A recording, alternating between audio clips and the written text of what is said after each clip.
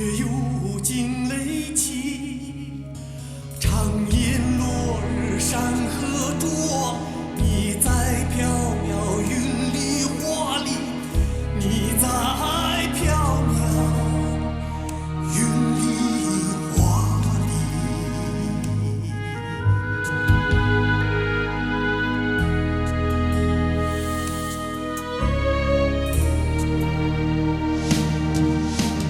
唱歌一曲，好风好梦好歌好一起。唱歌一曲，好风好梦好歌好一起。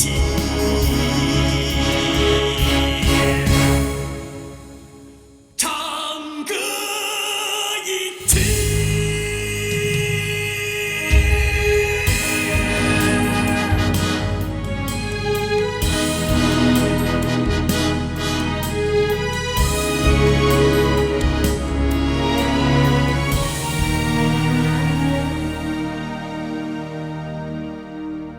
每次想起你，依稀枕边耳语；每次见到你，铁马几个监狱。荡气回肠千山外，悠悠在我心里梦里，悠悠在我心里梦里。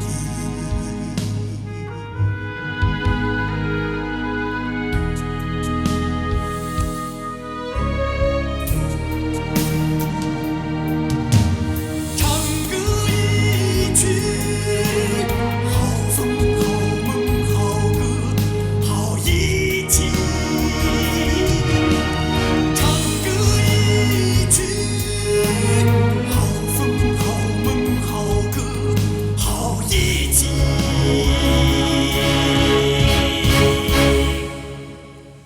唱歌一曲。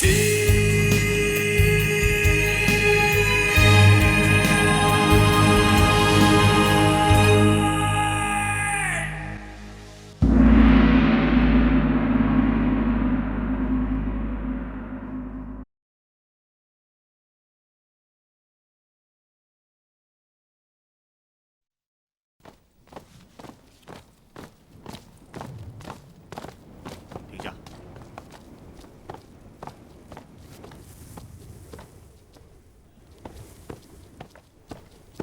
狄春，哟，小的狄春叩见大将军。哎呀，好了好了，狄阁老回来了吗？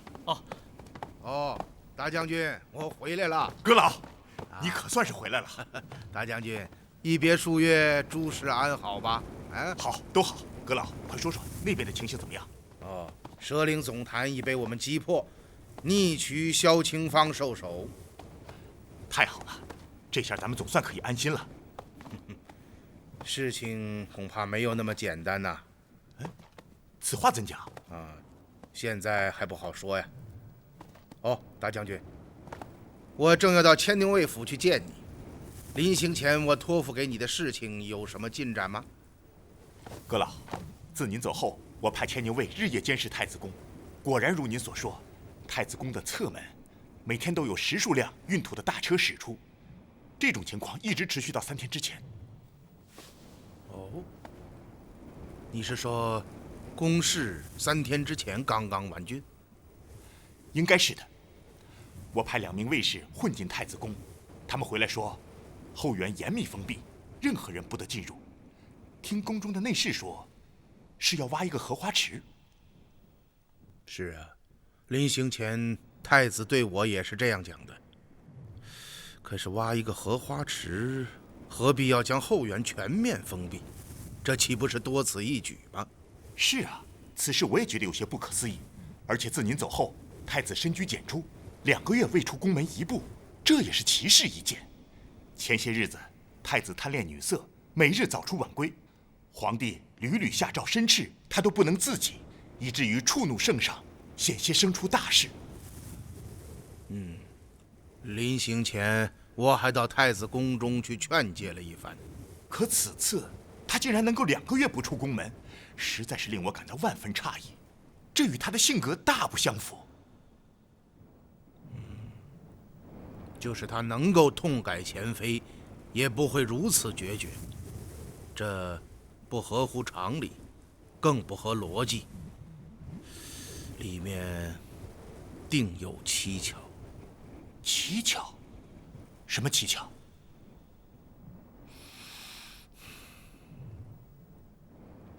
我要到太子宫走上一遭。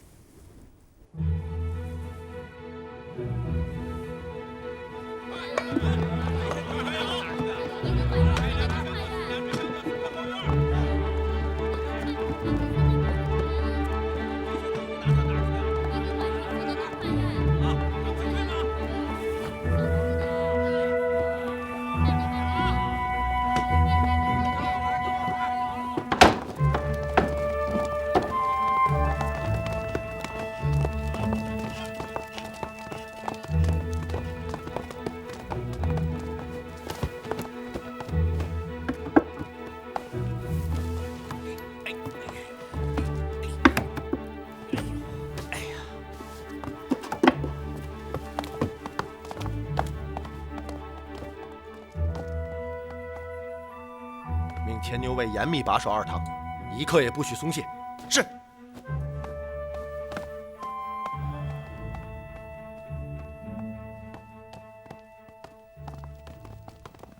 放到里面吧。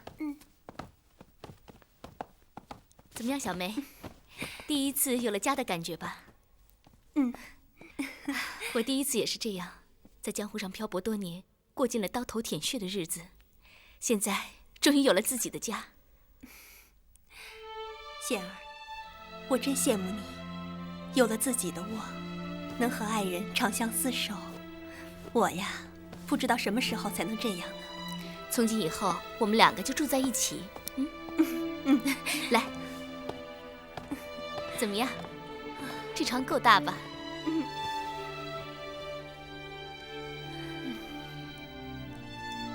贤儿，能够再和从前一样，真是太好了。我怎么也没想到，苦尽甘来，我们又能在一块儿了。今后不许再叫显儿了，叫如燕。哼，这名字可够俗的。虽然很俗，但是我喜欢。我再也不想做原来的苏显儿了。我理解。哎，如燕这个名字是挺俗的，但是小梅这2个字不俗吗？你敢说我？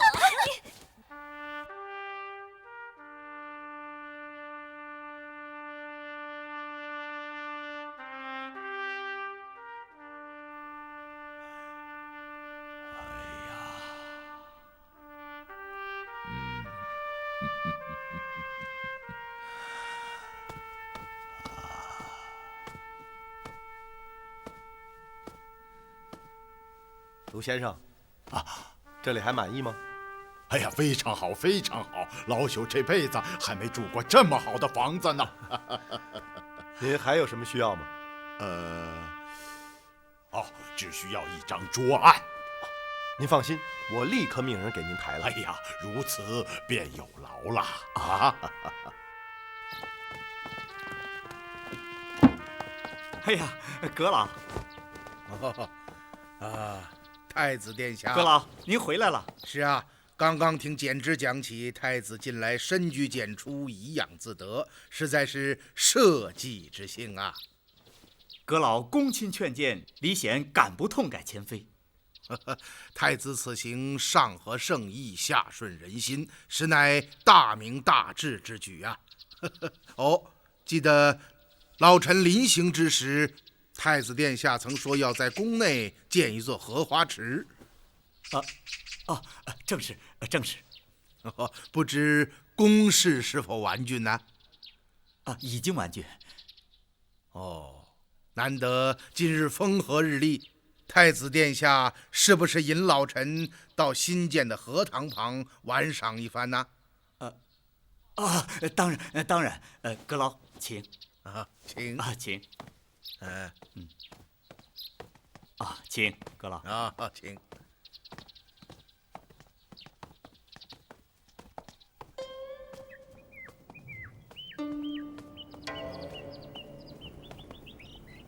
殿下啊，这荷塘是何人设计啊？是请人设计的。殿下，恕老臣直言，设计之人不通园艺之术，不谙景致之学，更兼胸中无半分雅骨。此堂建成，大破后园格局，实为不伦不类，难入王侯弑父之地呀！有这么差？老臣如此说，还是给殿下留了几分情面。如果老臣所记不错，太子宫中是不能随意动土的，要通过太子内方局。不知此次公事是否报内方知悉呀？那倒没有。这只是我心血来潮搞的一点小玩意儿。是这样。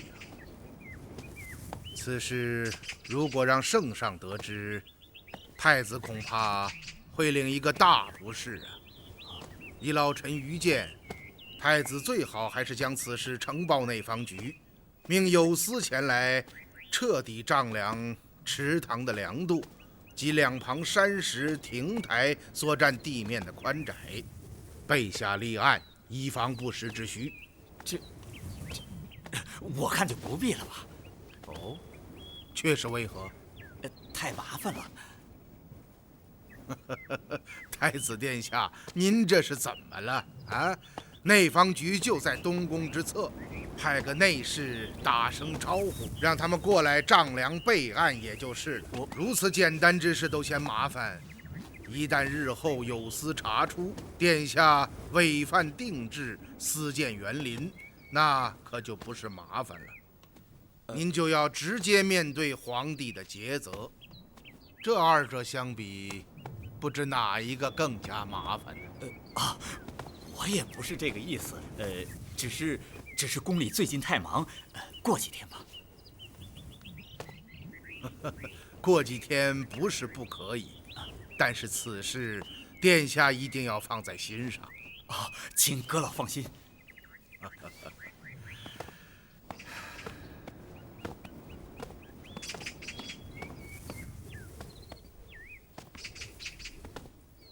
殿下，还记得几年前在湖州发生的那件蜜蜂案吗？当然记得，当然记得。当时我们冲进湖州城中那座小院后，又发生了什么？您还想得起吗？当时好像是太子殿下。阁老，后面有点事情，我要去看一看，暂时失陪。太子殿下，您去忙吧，老臣在这园中随便看看。阁老请便。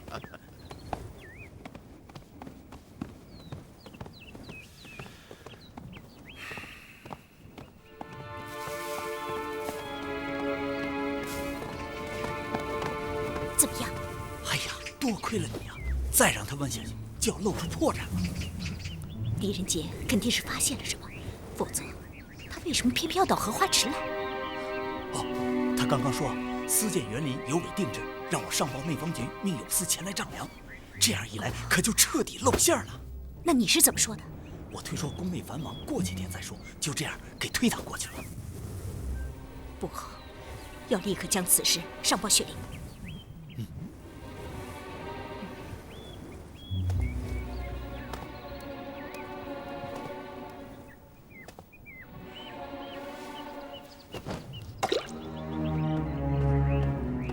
老爷，好深的荷塘啊！碧春，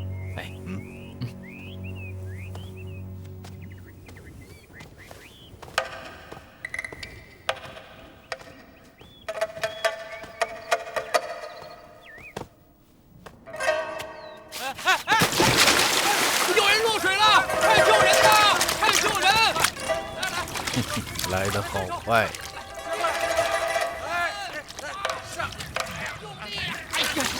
使劲儿！这么小心！哎呀，你这小厮简直岂有此理！竟在太子宫中做出如此愚蠢之事！看我回去不打断你的狗腿！还不起来！老爷，小的该死，小的该死。烦劳你通禀太子殿下，就说家人丑行失态，狄某先行告辞了。狄阁老请便。还不快走！哎，是在这里丢人现眼。哎呀，快走快走！走走走！是。想不到你这小厮还真有些演戏的天赋。老爷，你演的也不错啊。在水底下看到了什么？哦，水很深，而且很浑浊，隐隐约约的看到水下有一个用原木围成的大方框。不知道是什么东西。方框？正是。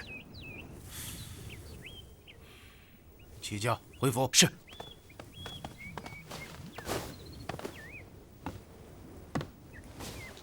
起轿。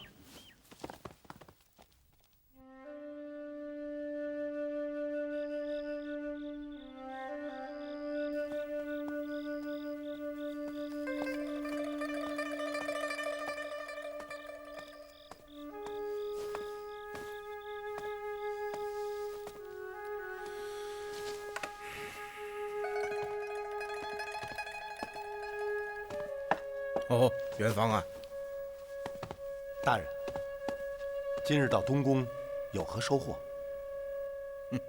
那个太子是假的。假的？我只是试探了他一下，便立刻破绽百出。是蛇灵的人，这一点可以肯定。他们果然将太子换掉了。这是蓄谋已久的行动，而且换掉太子绝不是在宫中进行的。如此说来，太子的处境堪忧啊！要不要立刻动手清除逆党，救出太子？太子现在在他们手上，还不至于伤及性命。可一旦我们贸然行动，打草惊蛇，那太子可就危险了。大人，他们替换太子侵占东宫，到底有什么目的啊？我也在想这个问题。我看，定然与袁天罡和萧清芳身负的秘密有关。哦，临到柳州之前，我在太子宫外发现有很多辆运土的大车不停地驶出宫门。当时我就觉得此事非同寻常，于是，在临行前，我命大将军桓斌严密监视。果然，今日桓斌对我说，运土的大车直到3日前才停止，持续了2个多月。是啊，当时我曾询问过贾太子，他对我说是要在后园中挖一座荷花池。今天我特意要他带我去看看。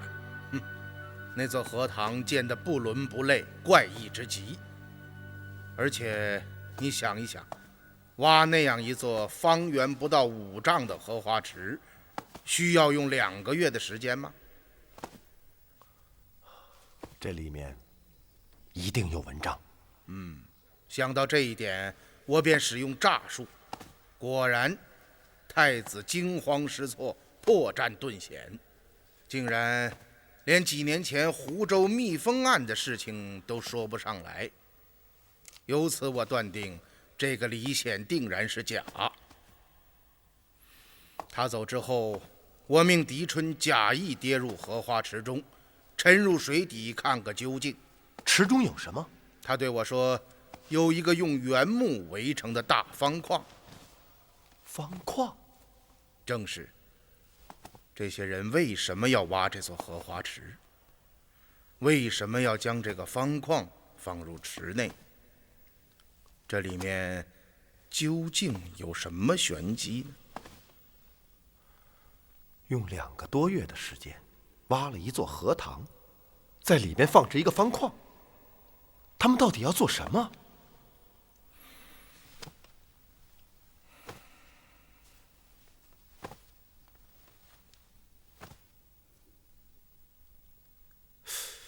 方框。你去将那张纸取下来。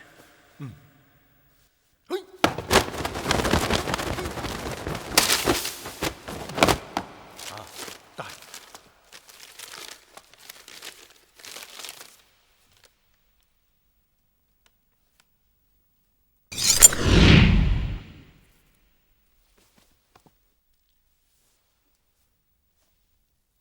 那些草纸上所绘的方体，与荷塘中的方框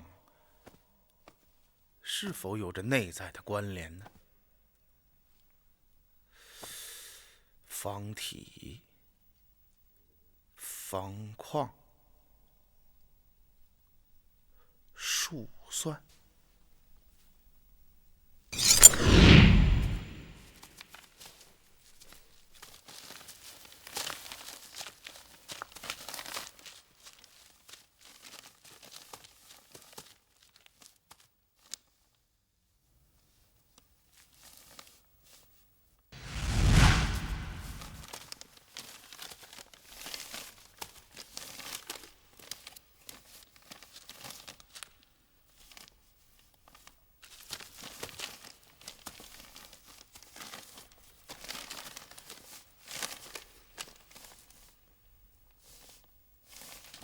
大人，这儿还有。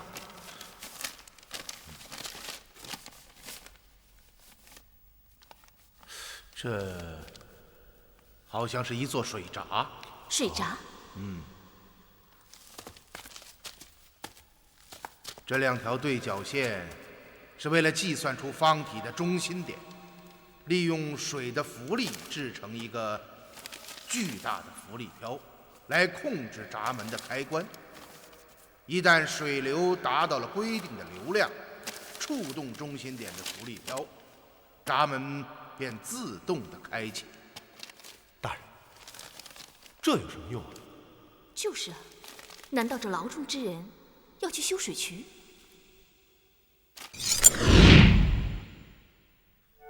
这荷塘之中用原木围成的方框，定然是图纸上所绘的那道水闸。大人，您说什么？元芳啊，你还记得在含光寺关押袁天罡的地牢中，我们找到的那些图纸吗？当然记得。那上面绘制的是什么？当时您说，好像绘着一个水闸。当时如燕还说此人是要修水渠。大人，您是说袁天罡设计的那道水闸，就是今日狄春在荷塘中看到的那个方框？正是。下午狄春对我说，他沉入荷塘之中，发现池中的水很深又很浑，所以只是隐隐约约看到了一个用原木围成的方框。其实他看到的那个方框不过是这个立方体的上半部分，而下半部分则隐藏在更深的水下，而塘水又非常浑浊，因此他没有看全。其实他所看到的那个方框，就是图纸上绘制的那座水闸。是这样。看来这座水闸非常巨大。可是荷塘中的水是死水，要水闸何用呢？是啊。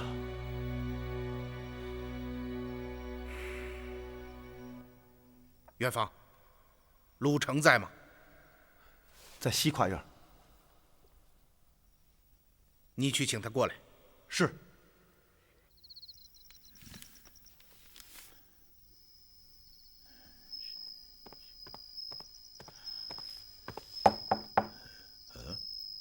哦，来啦！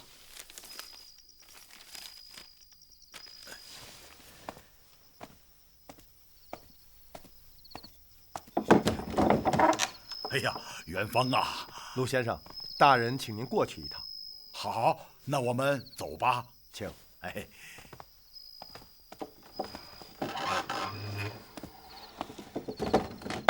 陆先生，请吧。请。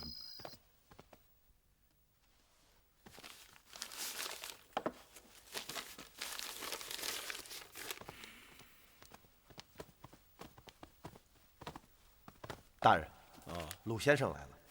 哦，大人。鲁先生，请你过来看看这些图纸。这是在关押袁天罡的地牢中发现的。你精通数算制造诸行，请你来看看这上面的东西是做什么用的。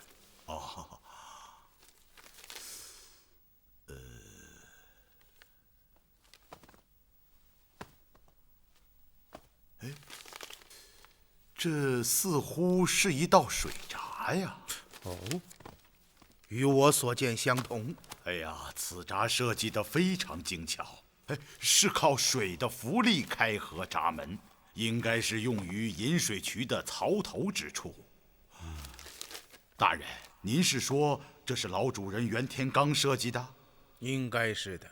那他设计个水闸干什么呢？真是奇怪。是啊，这也正是我想知道的。卢先生在袁天罡被捕之前，你一直跟随在他的身旁，是吗？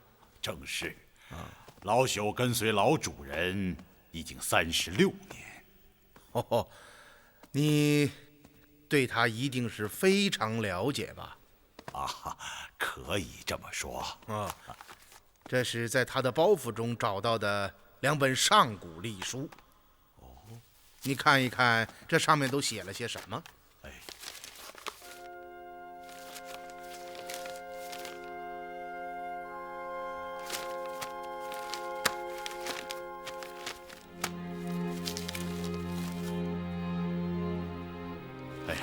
这上面说的全是洛河附近的天候节气和水文变化。上面还记载着古代洛河河水几次突涨，也都与节气有关。你是说，这2本隶书之中叙述的都是有关洛河的天候水文？正是。洛河。大人可能有所不知，老主人对洛河那是非常熟悉。当年洛河经线八卦图，就是他通过天候推算出，6月22日那天洛河河底将有巨大漩涡出现，这才置石碑于河内，令举世皆惊啊！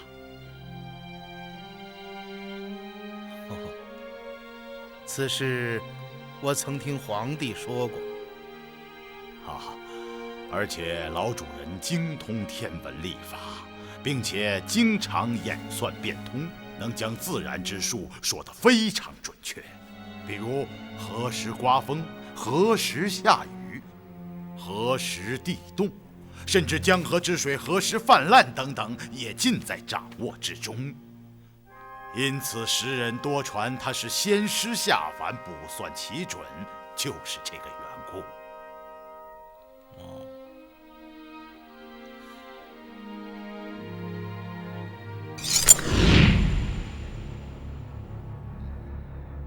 10年后的一天夜里，洛水之侧将有神异之事发生。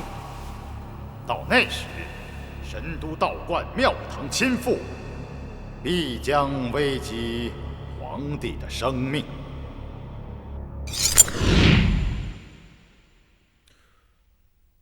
难道袁天罡说的是真的？大人，您说什么？陆先生，你再仔细回忆一下，袁天罡被捕之前，有没有对你提到过“洛河神异”这4个字？从来没有听说过。大人，老朽不知您说的这个洛河神异是出自谁人之口。如果是老主人所说，那也许就是他经过推演之后发现了什么。好，陆先生，你所说的很有价值，回去休息吧。那老朽就告退了。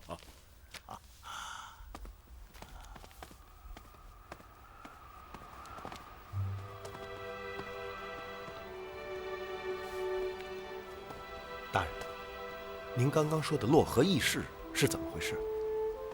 月前，在含光寺，皇帝曾经说过，10年前袁天罡在天牢之中对他演讲，10年后的一天夜里，洛水之侧将有神异之事发生。这等妖人的话怎能听信？不，袁天罡精通天文历法、数算之学，恐怕他在天牢之中对皇帝所言并非虚妄。我想，袁天罡所绘的那道水闸，定与他所说的洛河神异有着紧密的关联。什么关联？你仔细想一想，水闸、荷塘、洛河，这三者之间有什么内在的联系？卑职想不出。当然是水，这三者都与水有关。是的。袁天罡在狱中穷10年心力，以数算之法精心设计出了这道水闸。现在此物就在太子宫的荷塘之内，而太子宫离洛河仅仅1墙之隔。虽然我现在还说不出这三者之间的关联何在，但有一点可以肯定，这绝不是巧合。这也太匪夷所思了。我可以断言，袁天罡与萧清芳身负的那个巨大秘密，定然与洛河神异有关。大人，是不是太复杂了？现在一切都是猜测，要想得到证实，就必须从假太子身上着手。那您想怎么办？我们的对手太狡猾了。自大洋山总坛被破之后，他们就再没有露出过任何一点马脚，这使我们非常被动。首先，袁天罡手中的秘密是什么？到现在为止还是个谜，这就致使我们无法判定对手的目的，因而就无从掌握他们的动向，更谈不上破解阴谋。可大人，我们还是掌握了一些蛛丝马迹啊。话虽如此，可这些蛛丝马迹并不能够说明问题，更不足以粉碎阴谋。时间一天天过去，我们的对手可以静以待变，因为他们早已准备就绪，成竹在胸。可我们却不行。面对一个未知的阴谋，我们必须要在最短的时间内破解秘密，铲除逆党。元芳啊，现在才是最困难的时候。大人，您有什么想法？事到如今，我们只能孤身犯险，打草惊蛇。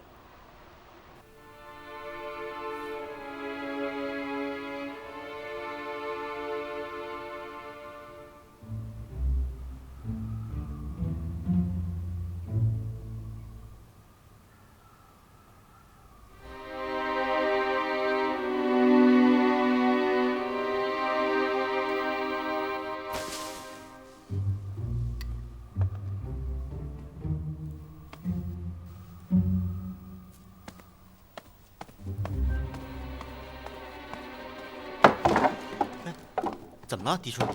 听到什么动静吗？没有啊。让弟兄们睁大眼睛，一切小心在意。好，你就放心吧。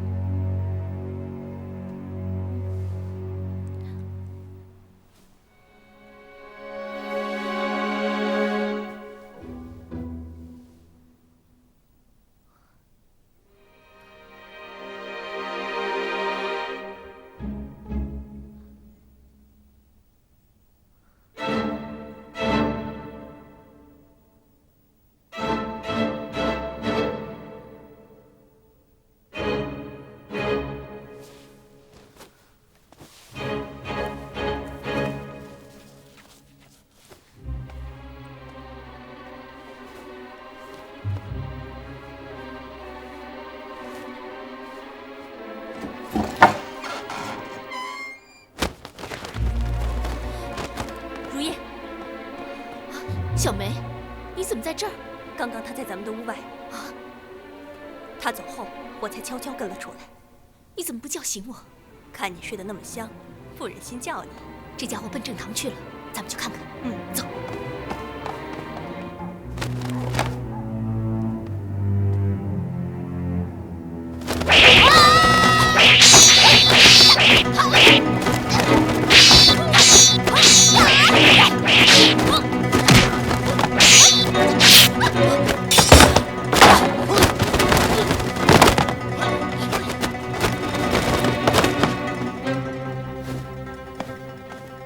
你没事吧？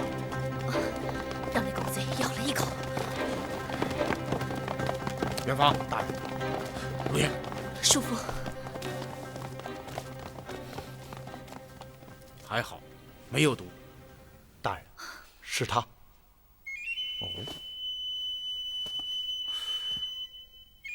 这个人究竟是谁呢？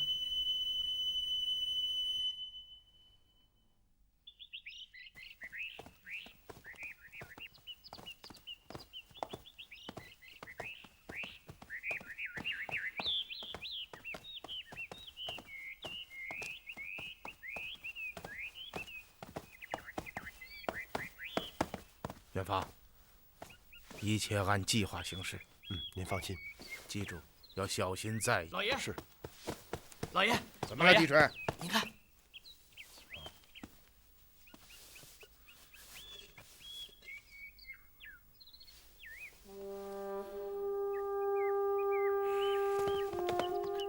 地川，没有惊动旁人吧？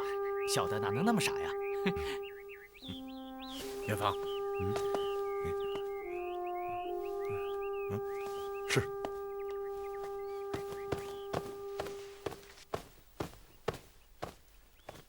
太子殿下，李氏，怎么了？圣上口谕，传您到上阳宫灵德殿见驾。哦，什么时候？马上就去。啊，怎么还不来啊？哎，大将军，您看来了。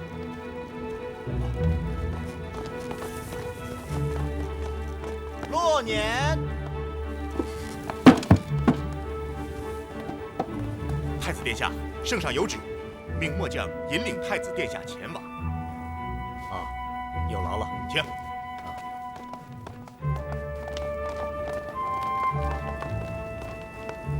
哎，大将军，这不就是灵德殿吗？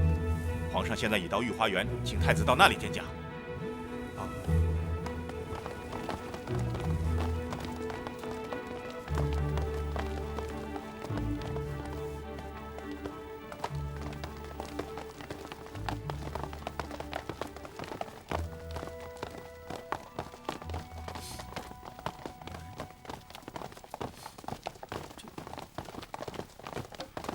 大将军，你到底要带我去哪里？哼，到你该去的地方。啊！拿下！带走！走！快走！进去！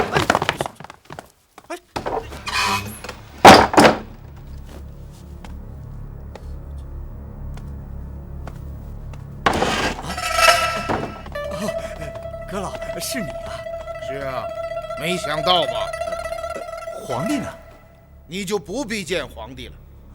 你这蛇灵逆党，真是胆大包天，竟行如此丧心病狂之举，真是罪该万死。你说什么呀？事到如今，还在本阁面前做戏。实话告诉你，今日你道出真情，还字罢了；如若不然，顷刻之间便叫你粉身碎骨。我不懂阁老的意思。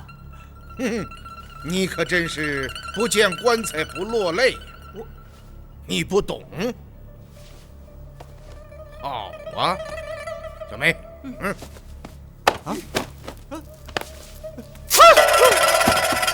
怎么还不说实话？我，好吧，我先替你开个头。你是蛇灵武堂堂主血灵的下属。你们一干人被大姐萧清芳选中，假扮太子李显，还有朝中阁臣，对吧？你怎么知道？你的问题太多了。我来问你，为什么要替换太子侵占东宫？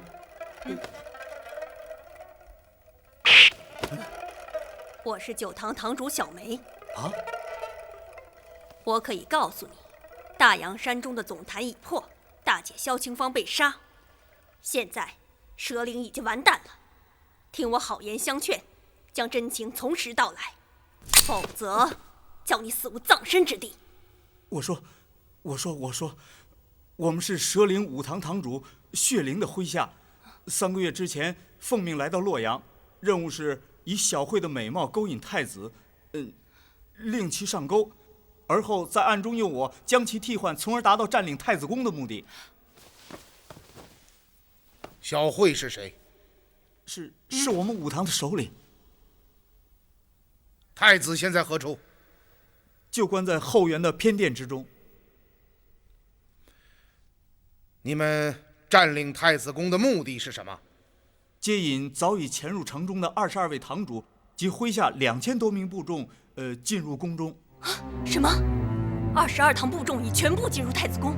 正是，他们是化妆成太子卫帅，分批进入的。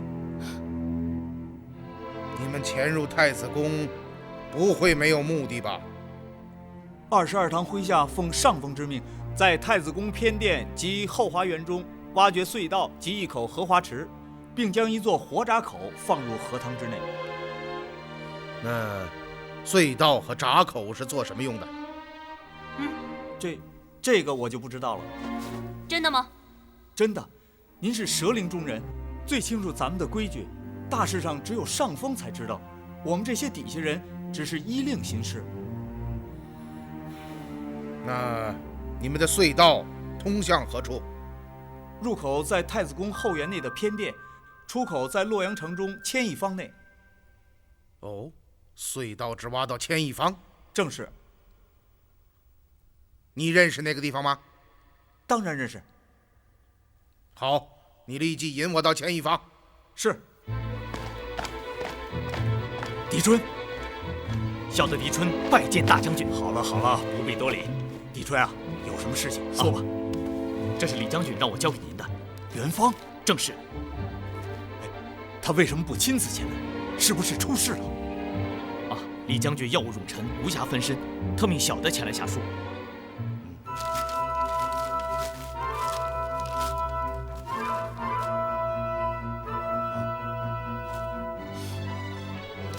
你马上回去上复李将军，就说我立刻准备。谢大将军。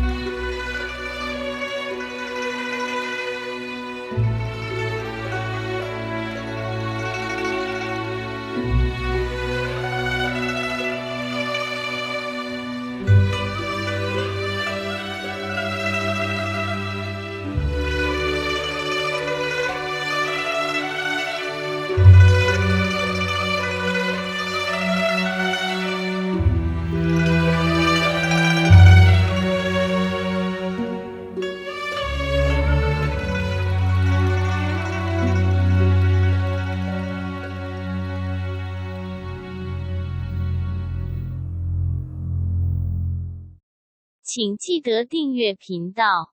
请记得在影片下方帮我们留言、按赞、分享。